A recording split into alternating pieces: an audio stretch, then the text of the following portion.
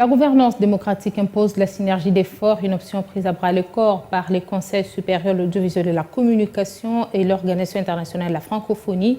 Vendredi, Christian Bossembe, président du CESAC, et Bestine Kazadi, représentant du chef de l'État à l'OIF, ont décidé de créer un pont entre les deux structures afin de lutter contre les discours de haine et autres dérapages.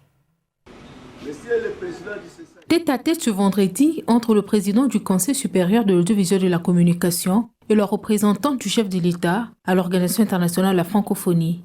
Un rapprochement important pour ces deux structures en appui à la feuille de route 2023-2027 du CESAC, qui est membre du réseau francophone des régulateurs des médias. Nous avons décidé dans un premier temps de voir quels étaient nos points forts, de les associer pour mutualiser nos efforts pour la République démocratique du Congo. Il m'a parlé de sa feuille de route, qui est une feuille très intéressante qui porte sur 2023-2027. C'est un mandat important.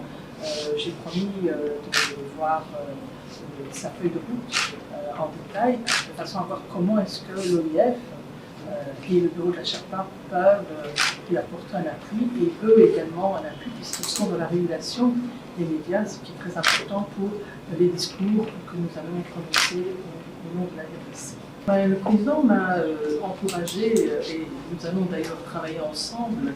On va croiser nos efforts, principalement sur le discours de haine qui est présenté par nos adversaires contre la RDC. Au cours des échanges, Christian Bossembe et Bestine Kazadi ont évoqué la nécessité de fédérer les énergies pour lutter contre les discours de haine diffusés par les médias congolais et autres dérapages. Les médias, puisque c'est le vecteur idéal des idées, des idéologies, vous allez vous rendre compte que chez nous, il n'y a jamais eu de radio mille-collines, ça n'existe pas. Pourquoi? Parce que de façon intrinsèque, on n'est pas divisé autant.